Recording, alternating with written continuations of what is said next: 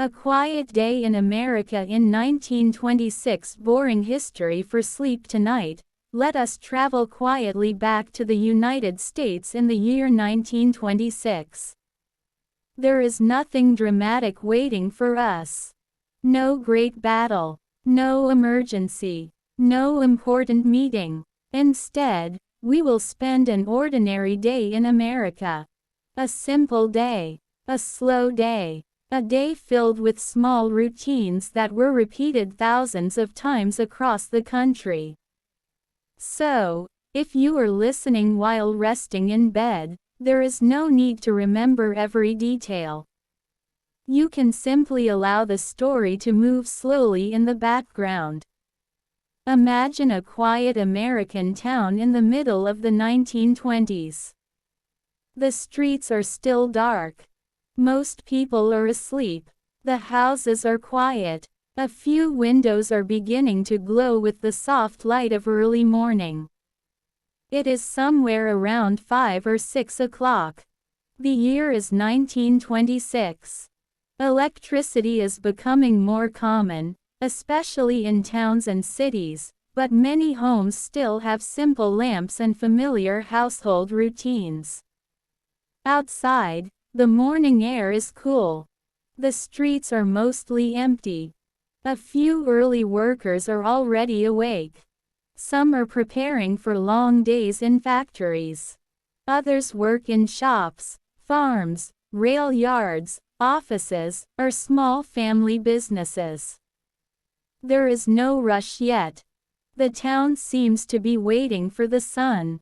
Inside one modest American home, a family begins to wake. The house is not large. There are wooden floors, simple furniture, a kitchen table, and several small bedrooms. The family has lived here for several years. Their belongings are practical. There are dishes in the kitchen. A clock hangs on the wall. A few books rest on a shelf. There may be photographs of relatives nearby. Nothing is especially expensive. Nothing needs to be. The mother of the household enters the kitchen. She begins preparing breakfast. The sounds are quiet. A pan moves across the stove. Water is poured. A cupboard door opens and closes. Soon, the smell of breakfast begins to move through the house.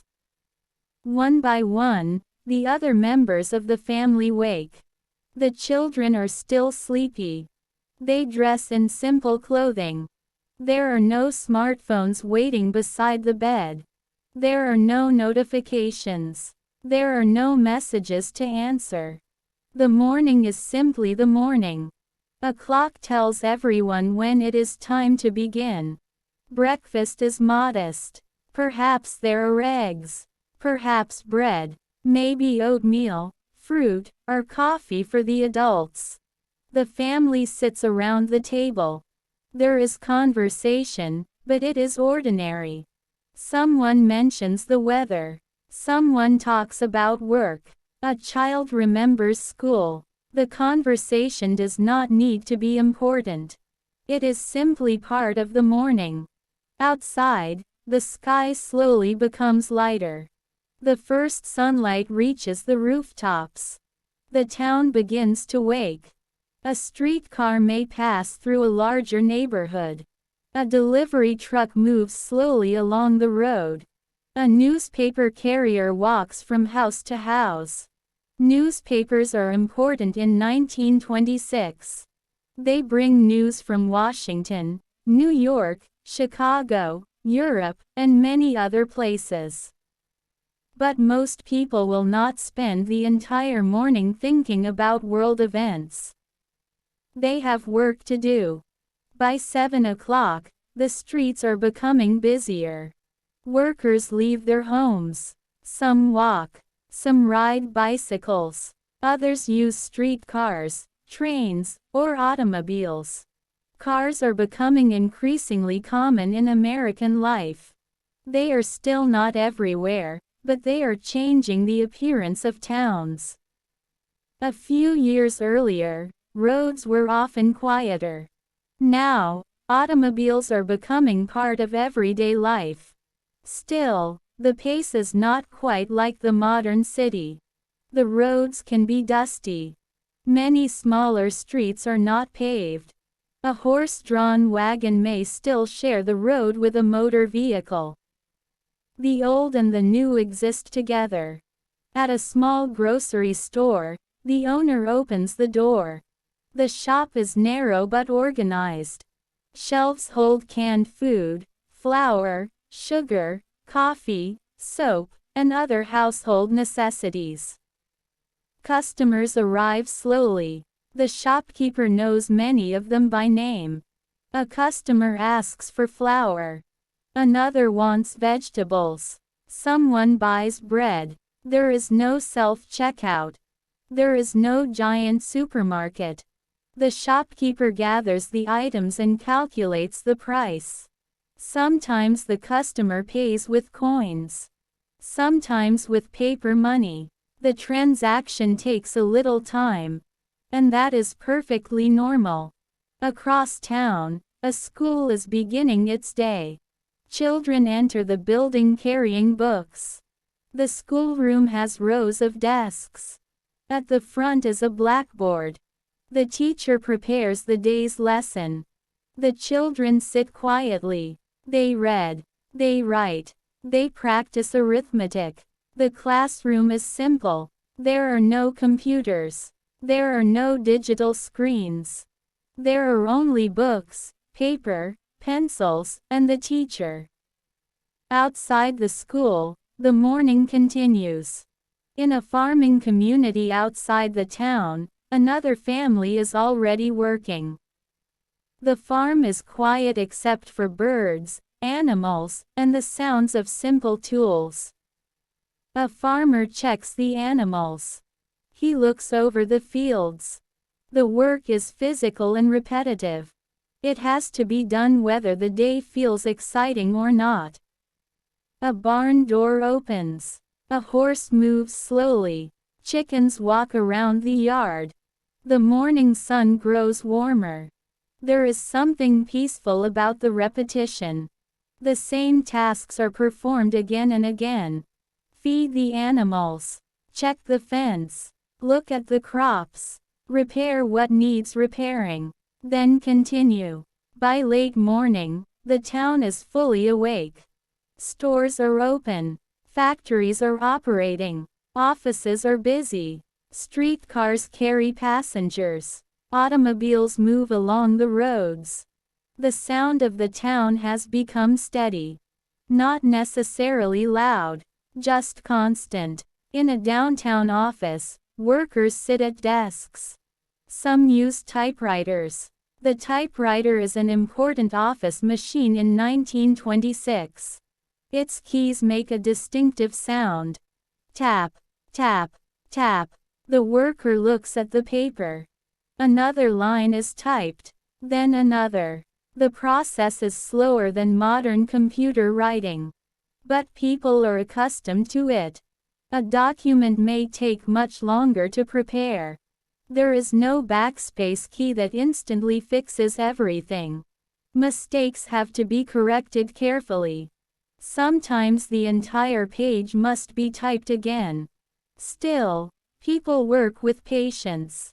Around noon, the town becomes quieter for a short while. Workers stop for lunch. Some bring food from home. Others eat at small restaurants or diners. A simple lunch might include soup, sandwiches, potatoes, fruit, or a piece of pie. A cup of coffee is common. People sit together. They talk about work. They talk about the weather. They talk about baseball. They talk about local events. The conversations are ordinary. And ordinary conversations are exactly what fill most days in history. After lunch, people return to work. The afternoon slowly passes. A shopkeeper arranges products. A carpenter works with wood. A mechanic repairs a vehicle. A farmer continues working in the fields. A postal worker delivers letters. A railway worker checks equipment. Across the country, millions of people are doing completely different jobs. Yet their daily rhythm is similar. Morning, work, lunch, work again, then evening. At a small railway station, a train arrives. The sound is distant at first. Then it becomes louder. Passengers wait on the platform. Some are traveling for business. Some are visiting relatives. Others are simply moving from one town to another. Trains remain one of the most important ways to travel across the country. The station has benches. There may be a small ticket office. A clock hangs above the platform. The train stops. Passengers get on and off. A few minutes later, it leaves. The sound slowly disappears into the distance. And the station becomes quiet again. By 3 or 4 o'clock, children are leaving school. They walk home in groups. Some stop to talk. Some go directly home. Others may play outside for a while.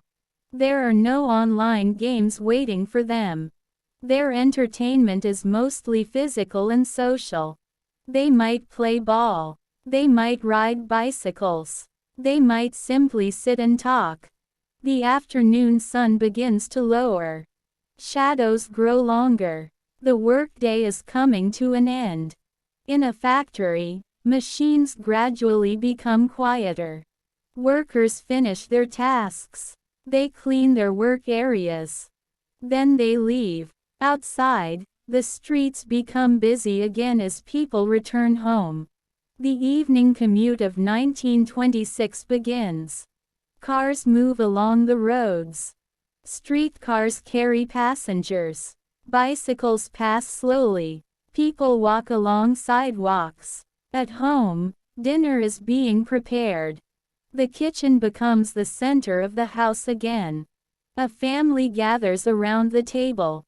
Dinner is usually simple. There may be meat, vegetables, bread, potatoes, beans, or soup. Nobody needs a photograph for social media. Nobody is recording the meal. The purpose is simply to eat together. After dinner, the dishes are cleaned. The kitchen becomes quiet. The family moves into another room. Perhaps someone reads a newspaper. Perhaps someone reads a book. Perhaps a radio is turned on. Radio is becoming increasingly important in American homes during this period. A family may gather around the radio and listen to music, news, sports, or entertainment. The radio creates a new connection between the home and the wider country. People can sit in their living rooms and hear voices from far away. For a few moments, the entire family listens. Then the program continues. Outside, darkness settles over the town. Street lights illuminate the roads. Windows glow softly. The temperature begins to fall. The streets become quieter. Some businesses close for the night. Shopkeepers lock their doors. Workers return home. The town slowly returns to silence. At a farmhouse outside town, the evening routine is also ending. The animals are checked one final time. The barn is secured. Tools are put away. The farmer looks across the dark fields. There is very little artificial light. The sky appears lush.